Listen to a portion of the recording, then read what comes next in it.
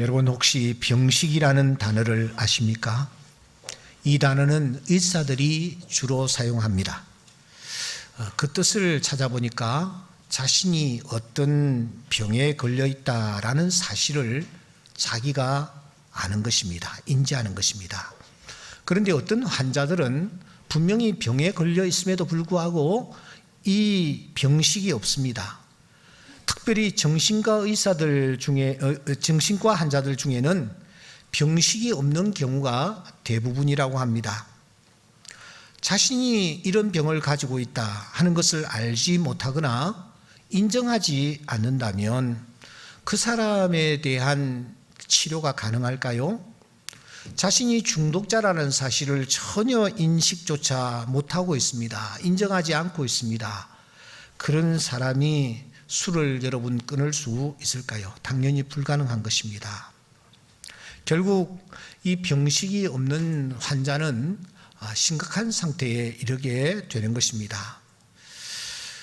병식을 진정으로 그 사람이 가졌다면 그 사람은 통증을 느낍니다. 그러니까 병식이라는 단어와 통증이라는 단어는 서로 밀접한 관계를 가지고 있습니다. 내가 병식이 있을 때 통증을 느끼는 것입니다. 몸에 이상이 있으면 당연히 통증이 오는 것입니다. 만일 통증을 우리가 느끼지 못한다면 역시 그 사람 또한 심각한 상태에 빠질 것입니다. 죽음이라는 것이 무엇입니까? 죽음이란 영원히 통증을 느끼지 못하는 것입니다. 병식을 느끼지 못하는 것입니다. 그러면 오늘 아침 우리는 이런 질문을 우리 스스로에게 던져야 합니다. 나는 병식이 있는가?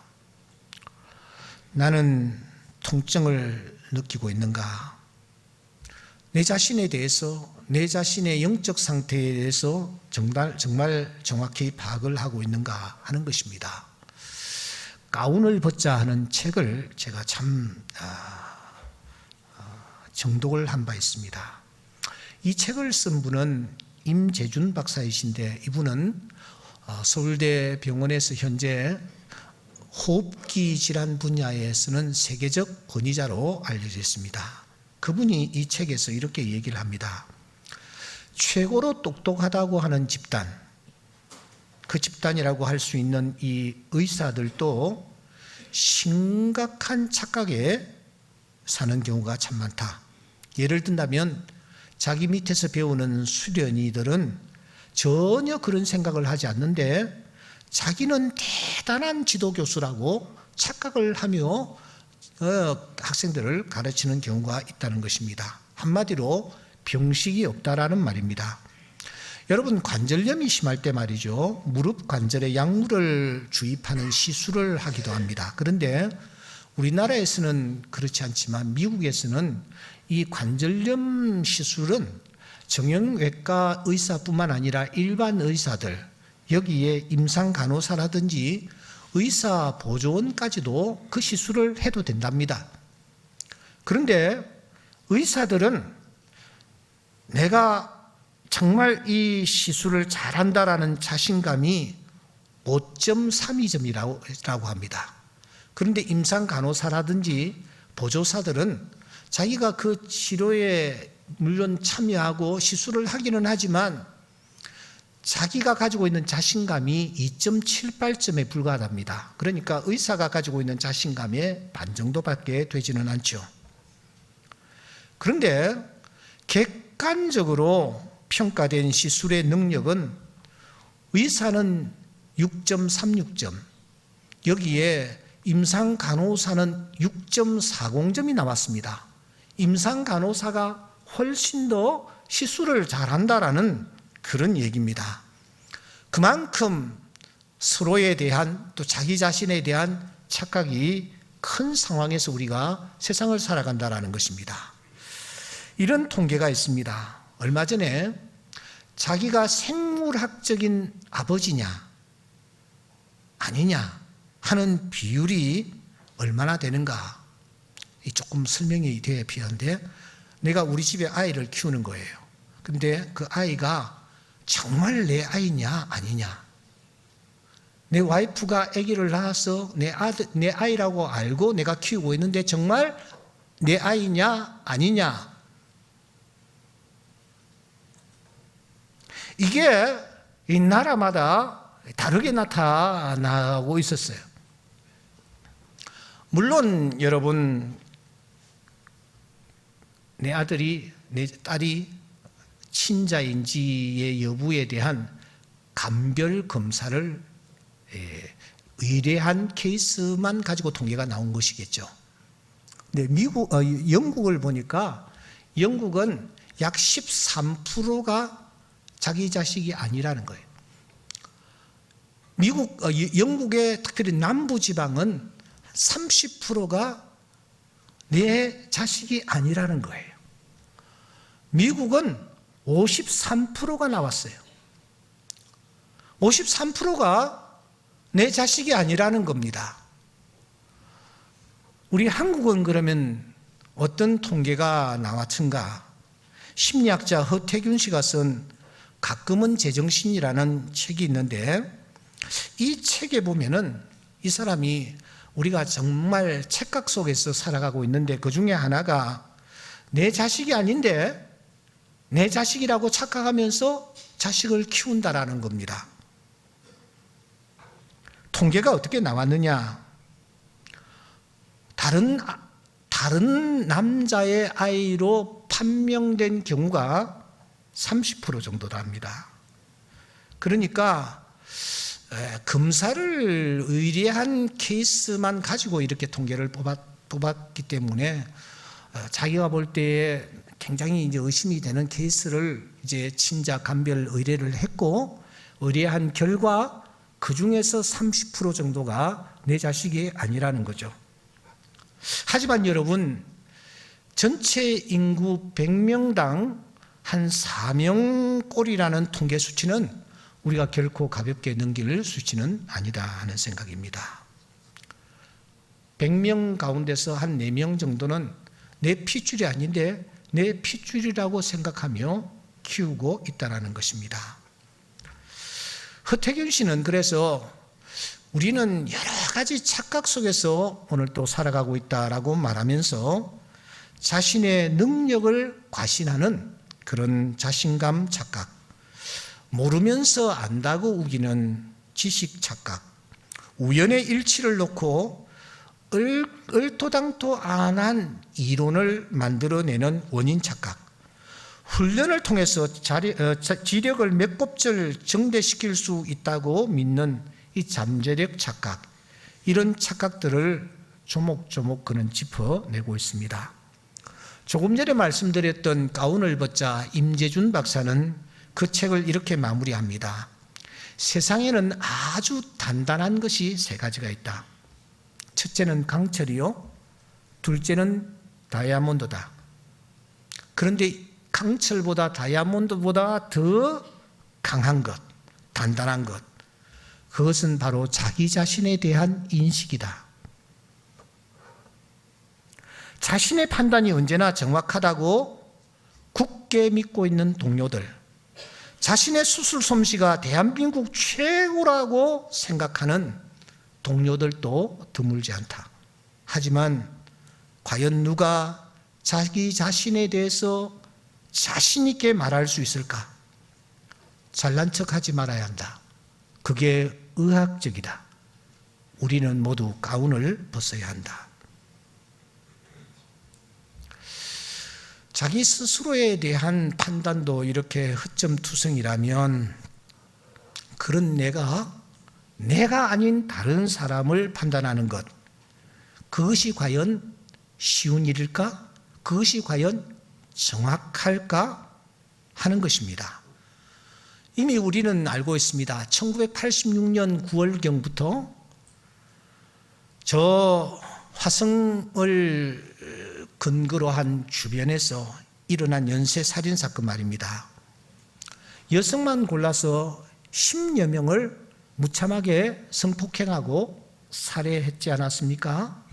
그래서 그 지역과 아니 전국을 공포의 도가니로 몰고 갔습니다. 그런데 여러분, 범인은 오리무중이었던 것입니다. 수많은 수사 인력을 투입했지 않습니까? 오죽했으면 살인의 추억이라는 영화가 만들어졌겠습니까? 그런데 그러던 중에 8번째 8차 사건의 범인이 잡혔습니다. 그는 13살 배기 여아를 성폭행한 후 잔인하게 살해해 죽인 윤모라는 사람이었습니다. 그는 형을 선고받았고 마치 지금까지 1차부터 10차까지의 모든 사건의 범인인 양 전 국민의 질타를 받았습니다. 형사와 검사는 의기양양했고 판사는 그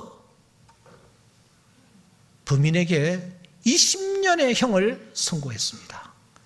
그리고 그는 20년의 형을 마치고 만기 출소를 현재 하고 있습니다. 그런데 여러분,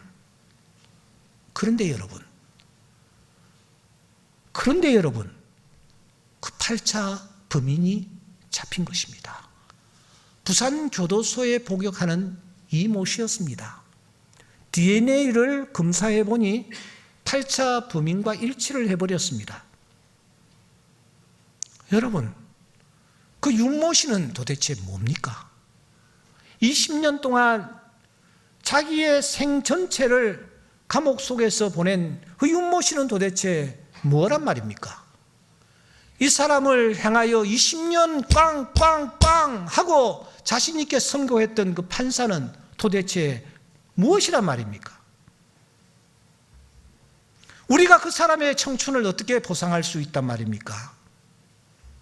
그러므로 우리가 무엇을 판단한다는 것, 특별히 자기 자신도 조차 제대로 판단을 못하면서 다른 사람의 어떤 부분들을 판단한다는 것, 그렇게 쉽지 않습니다.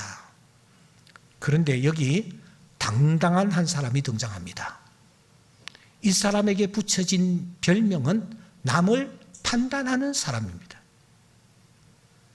아니 도대체 어떤 사람이 이런 별명까지 얻고 있는 것일까요? 이미 우리가 살핀 대로 바울은 로마에 가고 싶어 했습니다. 그는 자유인이었고 그는 또한 로마 시민권을 가진 자였습니다. 그래서 그는 지금까지 많은 곳을 활보하며 가고 싶은 곳을 마음껏 다니곤 했습니다. 그런 그가 로마에 가려고 생각합니다. 그런데 로마는 아닌 것이었습니다. 몇 차례나 시도했습니다.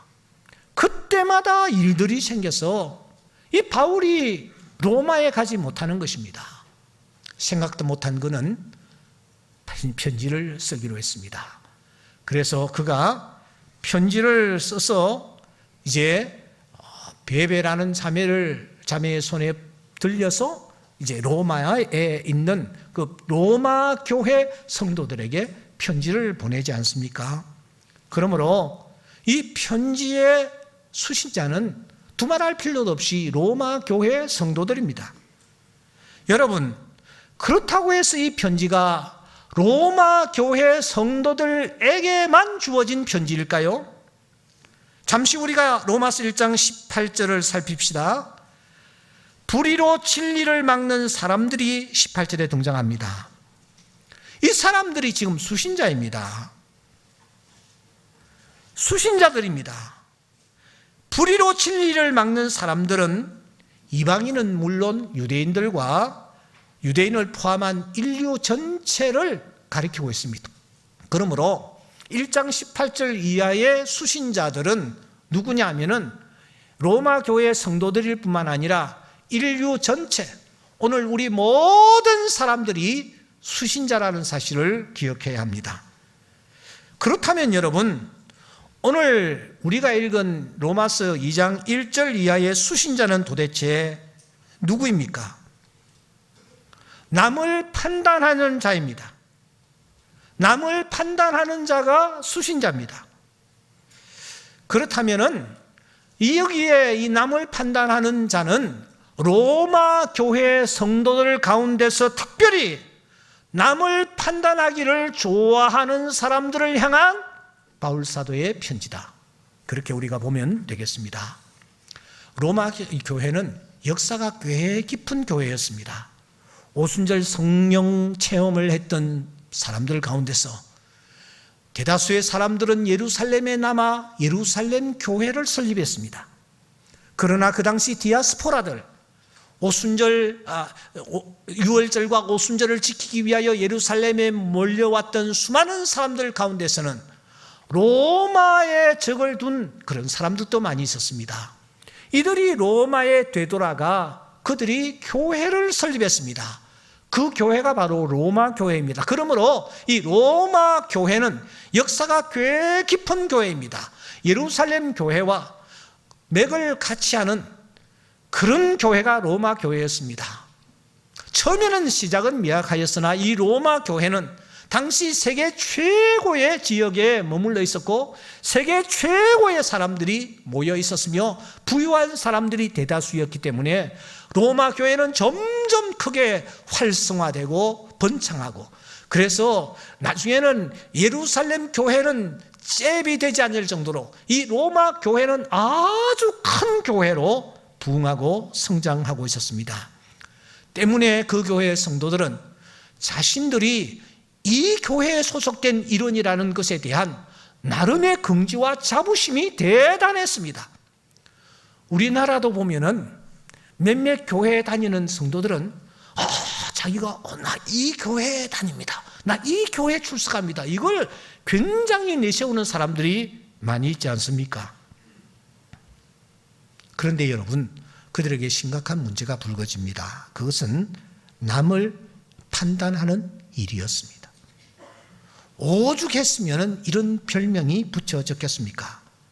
고린도 교회는 심각한 문제들이 많이 있었는데 그 문제들 가운데서 가장 큰 문제는 서로 당을 짓고 서로 분파를 일으키는 것이었습니다. 그래서 바울 사도가 고린도 교회에 편지를 쓴 것입니다. 로마 교회는 문제가 많이 있었습니다. 그러나 제일 큰 문제는 무엇이었느냐? 남을 판단하는 이 문제가 이 로마 교회가 안고 있는 큰 문제였습니다. 여기 판단이라는 단어가 등장하는데 제가 좀 살펴보니까 이 크리노라는 이 단어는 선고하다, 은도하다, 정죄하다 라는 뜻을 담고 있는 법정 용어입니다. 다시 번복할 필요도 없이 확실하게 결론을 내릴 때 쓰는 용어입니다. 그렇기에 이 단어는 자신이 재판장 아니 하나님이라도 되는 양 결정적인 선고를 내리듯 남에 대해서 말하고 행동하고 단정하는 그런 사람들을 가리키는 것입니다. 이 단어는 그래서 분별이라는 단어와는 완전히 차원이 다릅니다. 어떤 사람이 남을 판단하는 이런 자리에 즐겨 앉는가? 최근에 국무총리라는 분이 시장을 방문하는 중에 손님이 뚝 끊긴 가게에 들어갔나 봅니다. 그리고 여러 말을 하면서 위로와 격려를 했겠죠. 그런데 한마디 던진 것이 일파만파입니다. 손님이 적으니까 참 편하시죠? 라고 했다던가. 물론 상황과 형편을 잘 알고 잘 판단해서 한 말이었는데 분위기는 그게 아니었던 것입니다. 최근에 교계의 원로 정직 청렴으로 대명사격인 손봉호 교수를 놓고 손봉호 교수는 누구인가 하는 책이 지금 발간되어서 파문을 일으키고 있습니다. 그는 엄격한 윤리학자입니다. 그래서 미스터 쓴소리라는 별명까지 갖고 있습니다. 그런데 그런 거가 한국 교회를 놓고 이렇게 소화됐습니다. 지금의 한국 교회는 개신교 역사상 가장 타락한 교회다. 한 번 더요. 지금의 한국 교회는 개신교 역사상 가장 타락한 교회라. 위기를 극복할 수 있는 오직 한 가지가 있다면 그것은 교회가 폭삭 망하는 그 길 뿐이다. 그렇게 말했어요. 예, 우리가 머리 숙여서 그의 질타를 받아들여야 합니다. 그런데 한번 문맥을 살펴보세요. 한국 교회라고 했습니다. 특정 교회, 특정인을 언급하고 있지 않습니다. 한국 교회 모두를 싸잡아 비난하고 있습니다.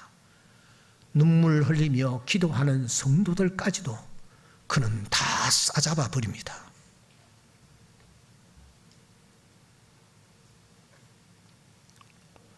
그는 교회의 머리이신 우리 주님, 이 땅에 피 흘려 값주고 교회를 세우신, 이 땅에 교회를 허락하신 그분 대신에 자신이 교회의 머리에 앉아 올라서 있습니다. 윤리교사로서 너무 심취한 것이었을까요? 심판주 하나님조차도 그 자리에서 밀어내고 있는 듯한 분위기입니다. 그래서 손봉호 그는 누구인가라는 이 책의 저자는 이 점을 놓고 그가 일침을 가하고 있습니다.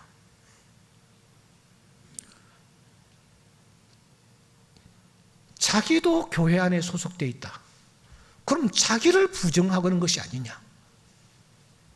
추미애 장관이 검사들을 향해서 상명 하복, 이 하복을 여러분들이 거부해야 합니다 라고 말했는데 자기가 상의 자리에 있다라는 사실을 그가 인지하지를 못하고 상명하복을 여러분들이 거부하며 살아야 합니다.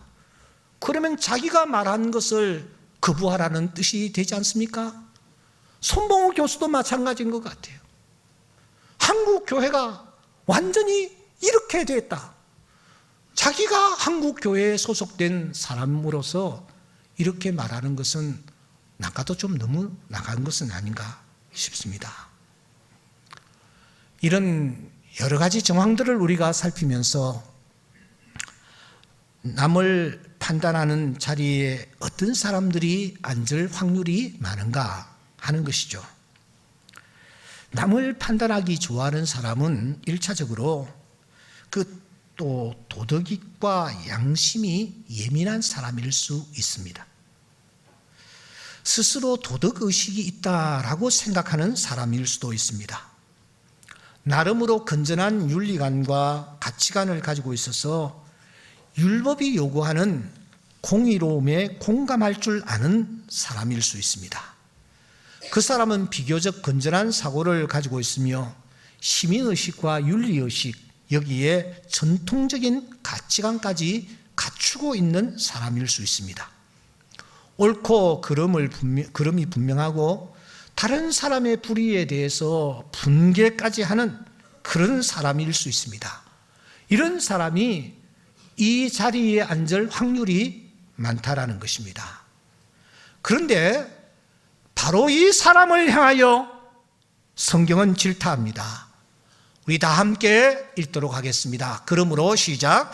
그러므로 남을 판단하는 사람아, 누구를 막론하고 내가 핑계하지 못할 것은 남을 판단하는 것으로 내가 너를 정죄함이니 판단하는 내가 같은 일을 행함이니라.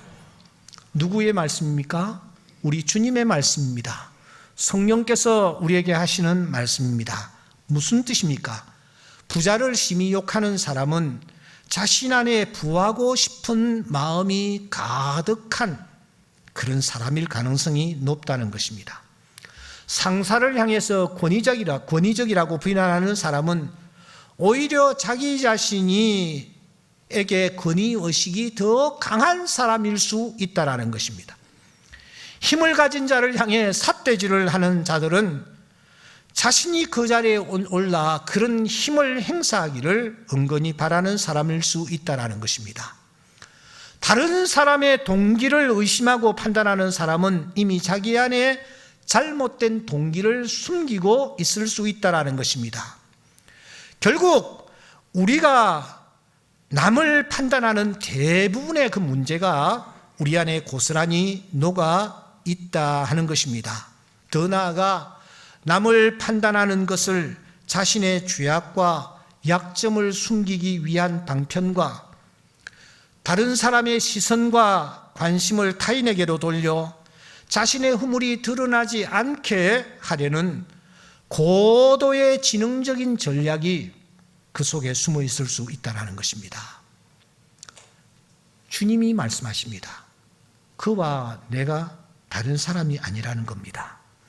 그는 행했고 나는 아직 행하지 아니했을 뿐입니다. 그는 들켰고 나는 아직 들키지 않았을 뿐입니다. 그의 손에 있는 떡은 썩은 떡이고 내 손에 있는 떡은 신떡일 뿐입니다. 그러므로 우리는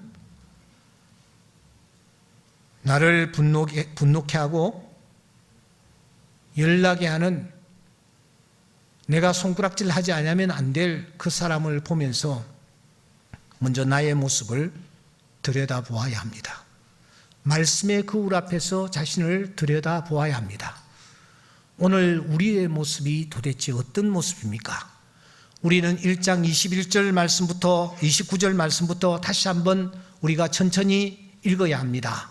다 같이 함께 읽겠습니다. 곧 모든 불의, 추악, 탐욕, 악의가 가득한 자요, 시기, 살인, 분쟁, 사기, 악독이 가득한 자요, 수군수군하는 자요, 비방하는 자요, 하나님께서 미워하시는 자요, 능욕하는 자요, 교만한 자요, 자랑하는 자요, 악을 도모하는 자요, 부모를 거역하는 자요, 마지막 우매한 자요, 배약하는 자요, 무정한 자요, 무자비한 자라. 제가 헤아려 보니까 21개 항목입니다. 이 21개 항목 가운데서 나와는 전혀 상관이 없다, 나는 이 부분은 극복했다, 초월했다 라고 생각하는 항목이 여러분 도대체 몇 개쯤 된다라고 생각하십니까? 나단 앞에서 어느 날 다윗이 흥분을 합니다. 참지 못해 합니다. 그때 나단이 얘기를 합니다. 당신이 그 사람이라고요. 당신이 그 사람이에요. 오늘 본문에서 바울은 남을 판단하기 좋아하는 사람들에게 나타나는 5가지의 징조를 언급합니다.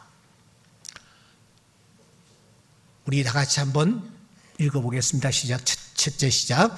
첫째, 남을 판단하는 것은 자기가 자기 자신을 정죄하는 것이다. 둘째, 남을 판단하는 자에게는 하나님의 심판이 진리대로 나타난다.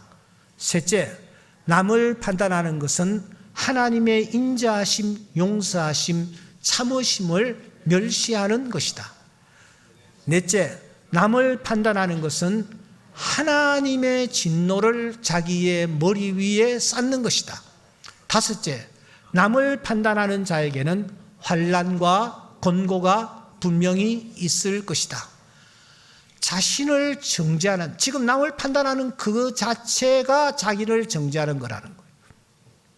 남을 판단하는 자에게는 하나님의 심판이 진리대로, 이 말은 엄격하게, 더 엄격하게 나타난다는 것입니다.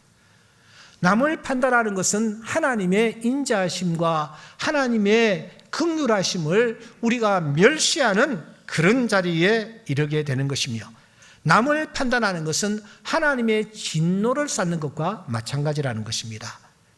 그러므로 남을 판단하는 자에게는 환난과 권고가 임할 것이라는 것입니다.